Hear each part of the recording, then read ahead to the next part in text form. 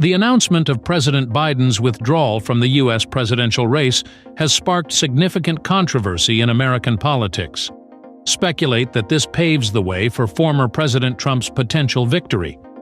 However, from China's perspective, regardless of the election outcome, China remains steadfast in its readiness to address its global strategies, particularly concerning Taiwan. Firstly, whether it's Trump or Harris who wins, mainland China's reunification policy is unlikely to undergo substantial changes. On one hand, Harris may face challenges in altering the Biden administration's Pacific strategy due to considerations for Biden's campaign sponsors. If Harris wins, China has already prepared comprehensive contingency plans in response. On the other hand, Trump's recent interview with Bloomberg, where he suggested that Taiwan Island should pay more for U.S. protection and complained Taiwan has taken about 100% of our chip business, seemingly offering negotiating rooms for the Taiwan question. However, from China's perspective, Trump's bargaining chip is obviously limited. This is because regardless of how much protection money the U.S. receive, intervening in China's reunification is predominantly a military issue. However, current assessments indicate that the U.S. military lacks the capability to defeat China in the Taiwan Strait. This fact is evident from the 19 war games conducted by the U.S., all resulting in defeats. To get a victory outcome, the Center for Strategic and International Studies even manipulated the Chinese military to only conduct 20 minutes of pre-landing bombardment, leading to a disastrous defeat, and thus retreating due to heavy losses. Such an impractical setting reveals a lack of confidence in the U.S. military, as even in Operation Overlord, the Allied forces conducted 40 minutes of naval bombardment and 30 minutes of aerial bombing before landing Omaha Beach, yet still faced substantial resistance, resulting in 3,686 casualties, making Omaha one of the largest losses on D-Day. This lesson led the U.S. military to conduct 5 weeks of air and naval strikes against Iraq before deploying ground forces in the Gulf War. For the Chinese military, which surpasses the WW2 U.S. capabilities, these war games are seen as lacking professionalism.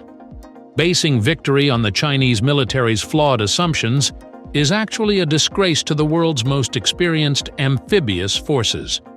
Hence, the notion that Taiwan Island should increase payments for protection becomes inconsequential, acknowledged by all parties involved. Consequently, Trump's negotiations on this matter are seen as a false flag. Additionally, Trump's accusation that Taiwan has captured 100% of the U.S. chip business implied that if TSMC were to transfer its semiconductor industry to the U.S., it would gain protection. This implication further underscores the reluctance of the U.S. military to intervene in the Taiwan issue. Previously, the Biden administration asserted that China's reunification could jeopardize the global chip supply chain. If Taiwan were to lose its semiconductor industry, wouldn't this reduce the legitimacy of the U.S. military to disrupt China's reunification? Moreover, during Trump's previous presidency, Chinese leaders clearly stated that there was no room for compromise on the red line concerning the Taiwan question. Therefore, Trump's speculation is unlikely to affect China's assessment of the situation in the Taiwan Strait. As a presidential candidate, his statements are seen as mere campaign rhetoric rather than sincere promises, much like his claim to have a quick solution to the Russia-Ukraine conflict, which remains vague on specific plans to keep the issue relevant in the election. Secondly, regardless of who wins, the decline of U.S. global dominance is irreversible. This decline results from the military-industrial complex's demand for continuous wars, where military actions no longer yield returns higher than the costs. This systemic issue can't be fixed by 1 or 2 presidential terms.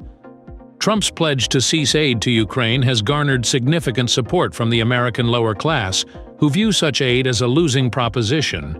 In fact, since WW2, the U.S. has only dared to bully easy targets and avoided direct conflict with equally powerful nations. Initially, this approach yielded some benefits, but since the Korean War, U.S. military interventions have been loss-making ventures for 2 main reasons. First, Military actions aimed at generating profits rely on directing international capital flows. This requires the U.S. military to strike swiftly, deploying sufficient force within a critical period to induce capital panic.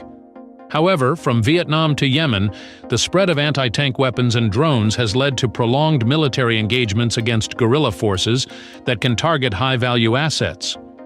With intervention targets increasingly close to powerful nations such as Russia or Iran, these adversaries receive continuous support, preventing the U.S. military from controlling costs or eliminating enemy forces, making international capital hard to manipulate. Second, internal instability within U.S. politics has weakened ally loyalty and accelerated the decline of global hegemony.